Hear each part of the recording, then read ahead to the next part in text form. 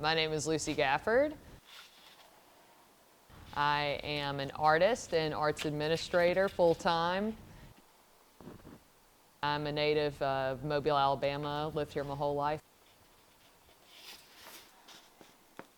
I'm the project lead for the Fantastical Forest at the Mobile Museum of Art. So did you want to take a tour of the squirrels I got so far? So this one, of course, is not done. You saw me working on this guy. But this is the bottom floor, and this is the main area where they're having a dance party. The Fantastical Forest is an interactive art installation designed for little children. We've got a couple squirrel buds just hanging out. They're going to be eating lots of nuts, watching Ice Age on the TV over here. If you can imagine life-size oak trees surrounding the perimeter of the room. This one I got to cut this table down a little bit. Lifelike dioramas of commonly found animals throughout the Mobile area. They're not doing common things though. A little ping pong cup game that some people are familiar with. It's played at parties, but they're going to be using acorns. You'll see tea parties, you'll see nurseries, you'll see some some breakdancing squirrels possibly.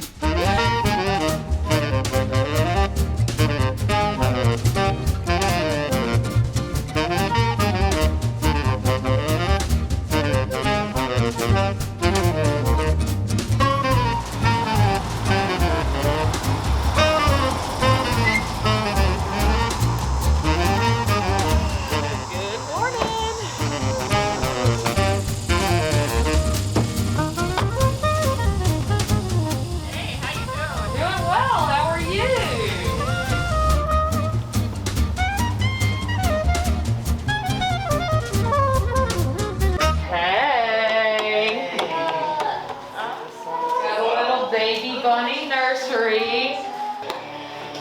Oh my gosh. And I want to paint the room like this, like green color right here. And there. So good. And I thought some of this faux fur could pass as carpet. Yeah. Don't have to do that, but I thought that'd be a really easy solution. It's great. It's okay. Easy, great solution. Yeah. Oh my gosh. All of this pasting, this should be it, and we can discuss our next step of painting. How many more animals do you have to do? I'm gonna be working like crazy for the next few weeks to knock them all out. I got a lot left to do. Because I know we already have the snake. This has been logistically so much more difficult than what I thought it was gonna be. Doing squirrels, I'm gonna go ahead and knock out the squirrels. And possibly the raccoon are gonna be stuffed. So I'm only gonna be doing the feet and the faces and tail. Like, I'm gonna create a forest with all these dioramas. It's like, oh, this is actually really complicated.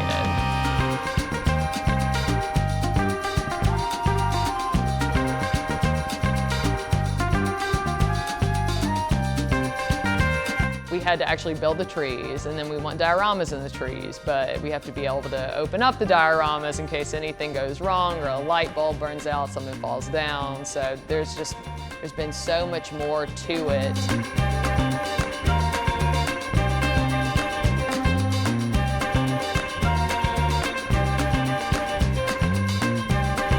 There's just been a lot of fun logistical things that have come up throughout this process because none of us have done anything like this before. It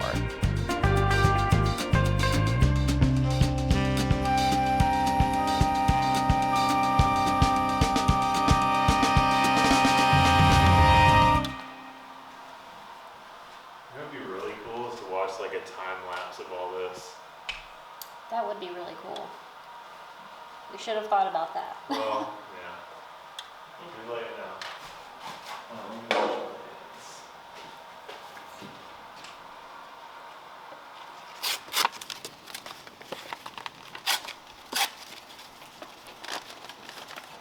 Ben Kaiser and Vanessa Quintana build Mardi Gras floats full time.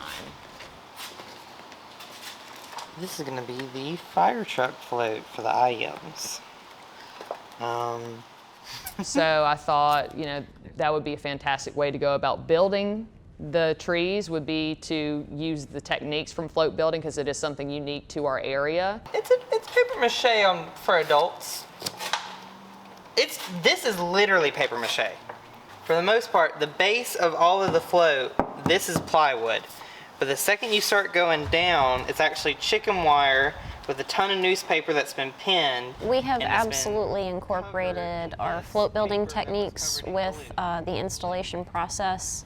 Follow me. Oh, here you go. Yeah.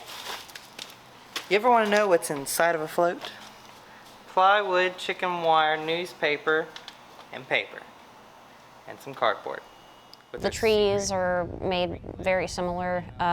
There's a wooden armature inside of each tree, which we fasten to the wall. Off of there, everything has a strong wood frame. I mean, you can see from taking a look on the inside, or if you look under, I mean, all of it is just a ton of wood, and then we decorate the sides with cardboard and paper. It's not only is it the same process, I mean, we literally contracted the Mirth Company to sell us the exact same materials that we usually get.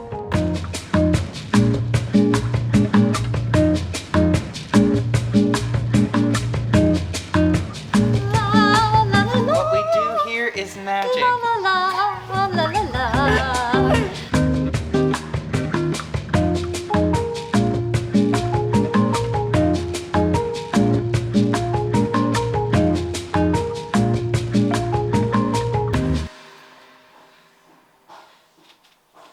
So I got, these just aren't quite cutting it for me. Like a lot of the animals, especially the larger ones like the fox and the rabbit, I was able to find like some ones meant for the yard that are pre-made.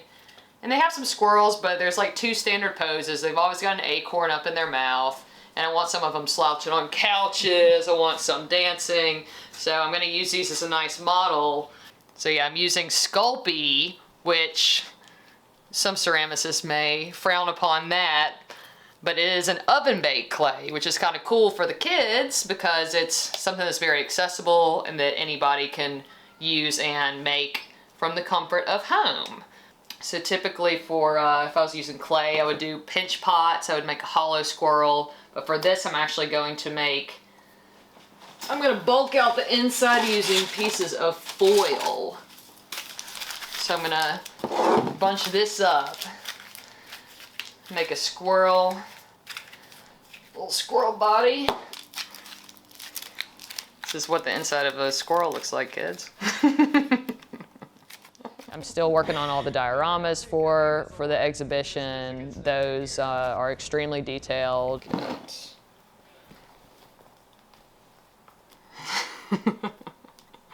Does not look very good right now, but it'll get there.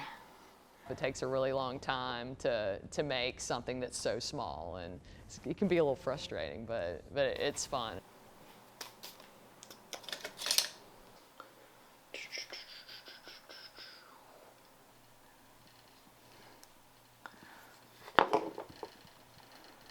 I never thought I'd be cutting up like corn dog sticks and chopsticks and using tiny scraps of fabrics to make dining sets and sofas and things like that for something that's going in a museum. But that's where I'm at right now, and I'm not going to complain about it. It's cool. It is the Fantastical Forest, so the squirrel might have a little slight smirk that you may not typically see in nature.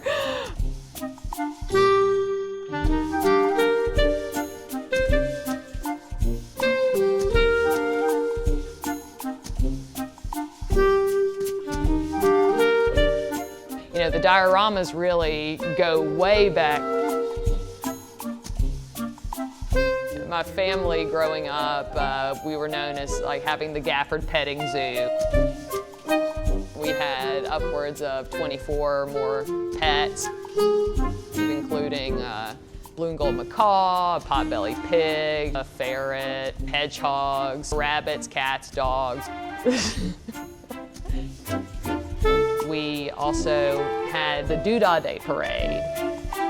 My mom would create these elaborate dioramas in wagons, and we would have the turtles and the hedgehogs and the ferrets inside of these acrylic encased scenes that she would make. And we would take them downtown Mobile, walk them around Beamble Square while she made us all costumes as well. And we would all dress up for a theme. And that was, to me, a normal thing that people did. Being with the wacky animals and dressing up and all the creativity surrounding that really brought me a lot of joy. And it's just funny that it kind of all circles back to something.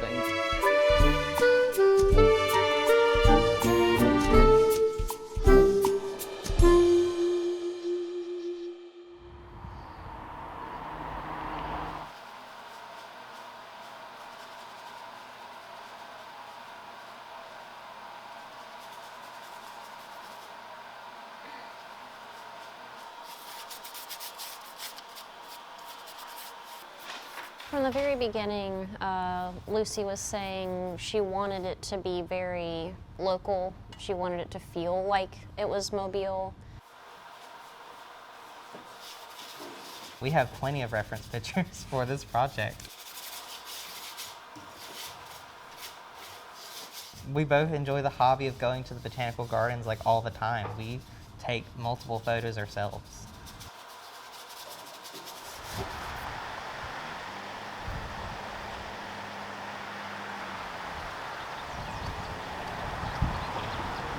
So that. Ooh, that one.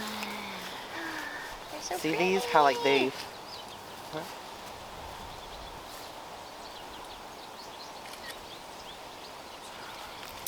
That's awesome. We very much love going out and exploring, doing like field research and stuff. In a way, it's like working, but in a way, it's like relaxing. Like it's what we do to relax. The ginkgo tree is yellow yet. Ooh. That's really cool. Mm-hmm.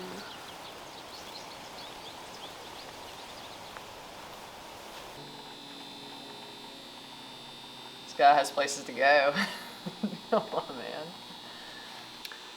Yeah, we've got one venomous snake featured, the timber rattlesnake, in the exhibit. So I'm taking pictures so that I can make sure that he's painted accurately. The Environmental Study Center, that's a place that I frequent very often. That is another place that is always great for inspiration. I oftentimes will go there and take photos and use them as reference for a lot of the artwork that I do. Hey, Blue Jay. Sure we'll have a Blue Jay painted on the wall somewhere. Hey. Are you blinded tonight? I love this place because it's a rehabilitation center for animals, and this place has always been a source of inspiration for me as far as incorporating animals into my work.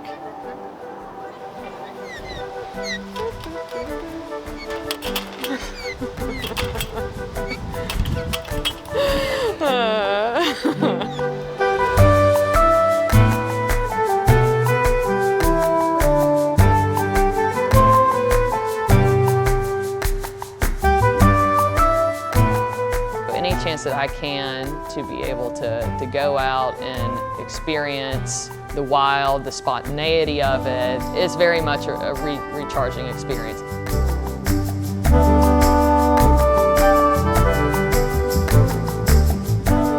It's nice to go to the gardens to get inspiration, and that in turn inspires my paintings. It comes out in your art.